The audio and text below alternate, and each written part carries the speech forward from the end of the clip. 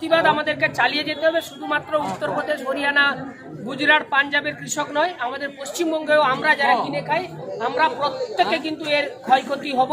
সেই জন্য আমরা মনে করি যে আমরা সাধারণ মানুষ হিসাবে এর প্রতিবাদ করা উচিত এবং এর প্রতিবাদের সমর্থনে প্রত্যেকটা পাড়ায় পাড়ায়, বাড়িতে, গ্রামে আপনারা এর আলোচনা করুন।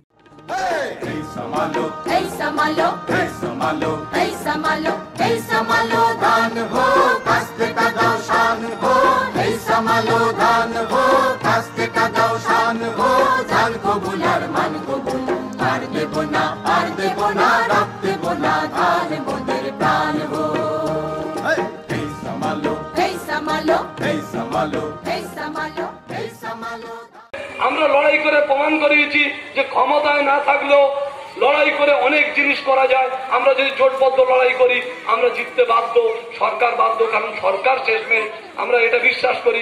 আমরা যদি লড়াই না করি, আমরা যদি প্রতিবাদ না করি, সরকার মনে করছে ঠিক করছি, কিন্তু যখন দেখবে যে জনগণ জেগে গেছে, চারদিকে আন্দোলন হচ্ছে, তখন সরকার পিছু হটতে বাধ্য হবে। তো আমি আপনাদের কাছে বলবো, দলমতের ঊর্ধ্বে উঠে আমরা সংগঠিত হয়ে আমরা লড়াই করব।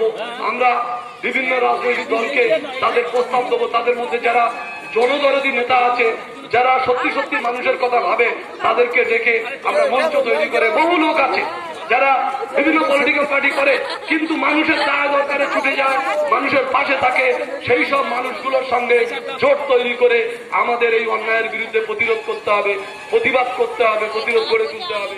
তো আমরা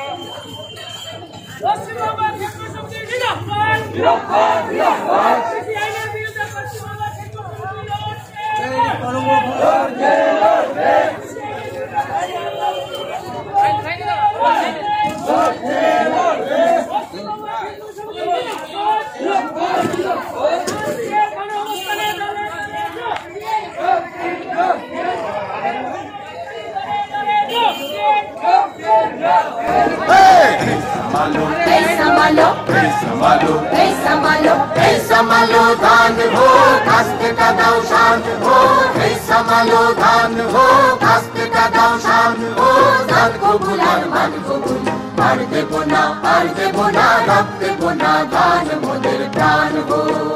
মোরা তুলবো না ধান পরের গোলায়, মরবো না আর ক্ষুধার জ্বালায় মরবো না। মোরা তুলবো না ধান পরের গোলায়, মরবো না আর ক্ষুধার জ্বালায় মরবো না। তার জমিতে লাঙল চালায় ফের সয়েছি, আর তো মোরা সইব না।